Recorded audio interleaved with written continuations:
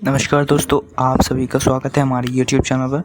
आज एक interesting question को ख़त्म करने वाले हैं, कंप्लीट करेंगे। क्वेश्चन जो है आपकी स्क्रीन पर दिया गया है। Class 10th exercise 8.4 question number 5 और जो है क्वेश्चन नंबर 5 का 10th पार्ट है। ये क्वेश्चन बहुत ही इंटरेस्टिंग क्वेश्चन है और बहुत ही डिफ़िकल्ट भी है। तो चलिए स्टार्ट करते हैं आज का वीडियो। इस क्वेश्चन में आपको ये जो है 3 पार्ट दिए गए हैं, एक ये है, एक ये है और एक ये है। आपको ये जो तीनों पार्ट हैं इक्वल करके बताने हैं।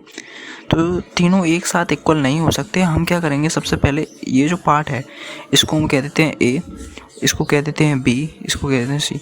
तो हम सबसे पहले ए और बी को इक्वल करेंगे, उसके बाद बी और सी को इक्वल कर देंगे।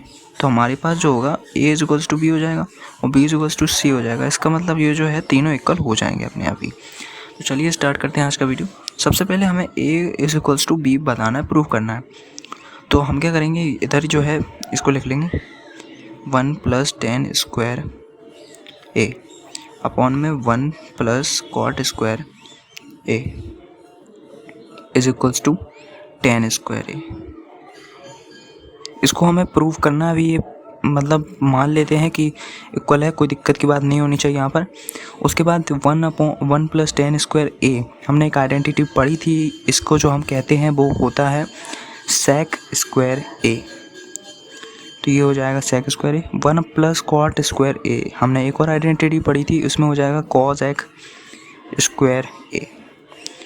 tan स्क्वायर ए, इसे ऐसे ही लेकर रहने देते हैं, आगे बढ़ते हैं।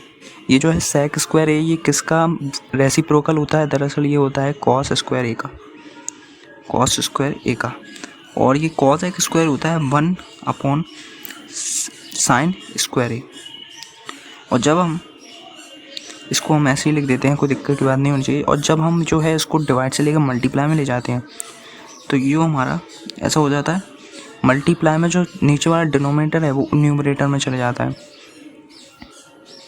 और ये बना नीचे ही आ जाएगा tan स्क्वायर ए। यहाँ पे अब क्या होगा, sin स्क्वायर ए हो जाएगा, जो कि हम उसे कह सकते हैं cos स्क्वायर ए tan स्क्वायर ए। तो ये जो है अल्टीमेटली जो है tan स्क्वायर ए के इक्वल हो जाएगा। इसका मतलब जो है हैंस प्रूव्ड हो जाएगा, यानी a is equals to B जो है प्रूव्ड हो जाएगा। ठीक है, यानी a + b जो है, sorry a is equals to b जो है वो प्रूव हो जाएगा। अब हमें प्रूव करना है b is equals to C, b is equals to सी।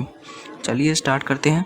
सबसे पहले हमें क्या करना पड़ेगा कि ये जो हमारे सामने ये आइडेंटिटी दिखी गई है, सबसे पहले यहाँ सेकंड पार्ट डाल देता हूँ क्योंकि पार्ट्स में सॉल्व करेंगे इसे। 1 - tan ए और ये अपॉन में 1 - cot ए लिखा हुआ है और ये ब्रैकेट में बंद है, ऊपर होल स्क्वायर का साइन लगा हुआ है। इसे हमें जो है tan स्क्वायर ए के इक्वल कराना है। तो कैसे कराएंगे, चलिए देखते हैं। सबसे पहले जो है हमें इसका जो है ये स्क्वायर जो है ओपन ब्रैकेट ओपन करना पड़ेगा। तो जो स्क्वायर है वो हट के दोनों पे आ जाएगा, न्यूमरेटर पे भी आ जाएगा और डिनोमिनेटर पे भी आ जाएगा। 1 - tan ए का होल स्क्वायर अपॉन 1 - cot ए का होल स्क्वायर। अब ये जो है इसको हम क्या करेंगे, ये वही लिखा हुआ है a - b का होल स्क्वायर। तो यही वाली आइडेंटिटी हम इसमें लगा देंगे।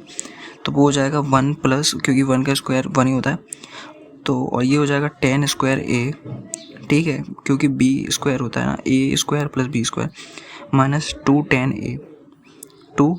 a और अपॉन में जो है नीचे होगा 1 + cot स्क्वायर ए माइनस 2 cot ए। तो ये जो है आपका आ जाएगा। अब आगे क्या करना है कि ये जो आप देख रहे हैं 1 + tan स्क्वायर ए, इसको हम क्या करेंगे कि sec स्क्वायर ए में लिख देंगे, sec स्क्वायर ए। और ये जो है इसको हम लिख देंगे cosec स्क्वायर ए में, cosec स्क्वायर ए में। और इसको हम वैसे का वैसा ही लिखे रहने देंगे, -2 cot A is equals to tan square A, क्योंकि हमें ये प्रूफ करना है, कोई दिक्कत की बात नहीं होनी चाहिए। अब ये जो है हम एक काम करेंगे कि ये जो sec स्क्वायर ए है, sec स्क्वायर ए है, हम इसे cos और sin की, ये sec स्क्वायर और cosec स्क्वायर जो है हम उसे sin और cos के टर्म्स में ही लिख देंगे। तो ये जो sec स्क्वायर ए होता है वो क्या होता है, वो होता है 1 cos स्क्वायर ए माइनस ये जो 2 tan a लिखा हुआ है, दरअसल ये क्या लिखा हुआ है 2 sign A upon cos A, और अपॉन में कॉस एक स्क्वायर क्या है 1 अपॉन साइन स्क्वायर ए माइनस ये लिखा हुआ था कॉट ए, तो ये जो है कॉट ए क्या लिखा हुआ था 2 कॉस ए लिखा हुआ था और नीचे साइन ए लिखा हुआ था और इज इक्वल्स टू में टेन स्क्वायर ए लिखा हुआ था। हाँ, अब मैंने जो है इसको ऐसे ही लिख दिया है ताकि ये जो है आसान हो जाए हमारे लिए। अब क्या होगा यहाँ पे हम क्या करेंगे कि ये जो कॉस स्क्वायर और ए लिखा हुआ है और कॉस ए लिखा हुआ है इसका हम एलसीएम लेंगे नीचे। पहले तो ये हो गया, अब दूसरा हम एक और स्टेप लिखेंगे जो कि होगा कुछ इस प्रकार से, कॉस स्क्वायर ए तो नीचे लिख जाएगा कॉस स्क्वायर ए, हम एलसीएम लेना जानते हैं। उसके बाद हो जाएगा यहाँ पे 1 माइनस कॉस स्क्वायर ए, तो ये हो जाएगा 2 साइन ए कॉस ए, ठीक है।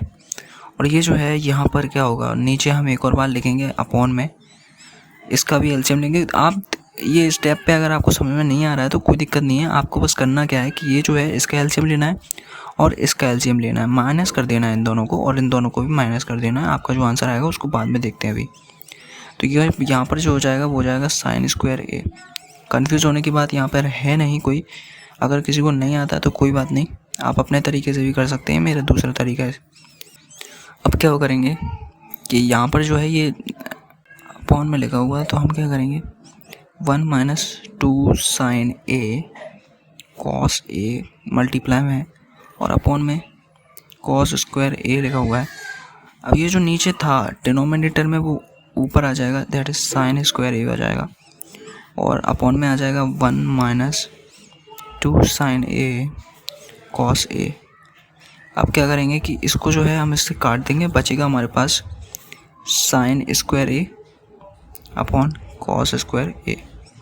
तो ये जो है अल्टीमेटली जो हो जाएगा वो टेन स्क्वायर ए के इक्वल हो जाएगा और ये जो है हमारा हैंस प्रूव्ड हो जाएगा। किसके, मैं आपको बताता हूँ, b इज इक्वल्स टू सी के इक्वल हो जाएगा, है ना।